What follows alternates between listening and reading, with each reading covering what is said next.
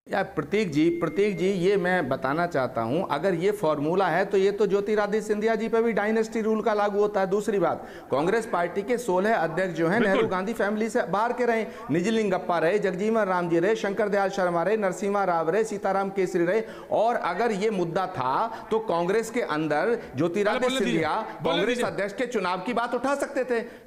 Congress party के अंदर रहते हुए किसने रोका था? ज्योतिरादित्य सिंधिया जी वर्किंग कमेटी में रह के कह सकते थे कि कांग्रेस का अध्यक्ष नेहरू गांधी फैमिली से बाहर का होगा, लेकिन उन्होंने ये आवाज नहीं उठाई। उन्होंने पार्टी के साथ गद्दारी करी, वो भी उस वक्त जब संकट के समय कांग्रेस पार्टी को उनकी जरूरत थी तो उन्होंने गद्दारी करी, उन्होंने धोखा दिया। और लाखों करोड़ों कार्यकर्ता कांग्रेस का ये सवाल उठाएगा, इस सवाल से ज्योतिरादित्य सिंधिया बच नहीं पाएंगे। एक वन बाय वन पूछेंगे तो आराम से सीताराम जी अध्यक्ष रहे आपकी पार्टी के, उनका पार्थिव शरीर सोनिया जी ने आपकी पार्टी के दफ्तर के अंदर नहीं घुसने किया, और आप लोकतंत्र की बात तो कीजिए मत। देखिए मुझे लगता है कि एक बात मेरा देखिए इतना ही है, आपसे इतना कहना है कि देखिए जो आपने उनके माधवराव सिंधिया जी के साथ 1996 में क्या किया की बात थी। देखिए 1971 से जो आदमी लगातार ज्योतिरादित्य सिंधिया रहा था,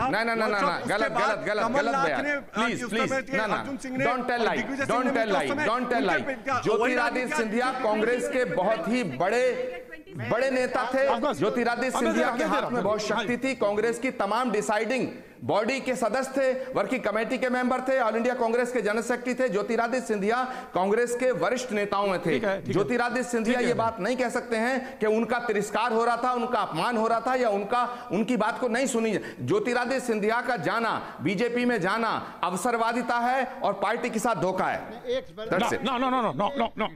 आचार्य जी, आपका बहुत सम्मान है। आपसे 2-3 चीजें मैं ये बोलना चाहती हूँ कि ज्योतिरादित्य सिंधिया जी के साथ जो हुआ है मध्य प्रदेश में वो दुख की बात है। वहां पे कमलनाथ जी ने दिग्विजय सिंह जी के साथ मिलकर के जिस तरीके से उनको साइडलाइन कर दिया, कहने से 9 मिनिस्टर मध्य प्रदेश सरकार के 9 मिनिस्टर ज्योतिरादित्य सिंधिया के रिकमेंडेशन पे बने। मध्य प्रदेश सरकार में ये बार-बार ज्योतिरादित्य सिंधिया जी के कहने पे उन्होंने अपने तमाम चाहती हूँ कि प्रणब दा के साथ आपने क्या किया?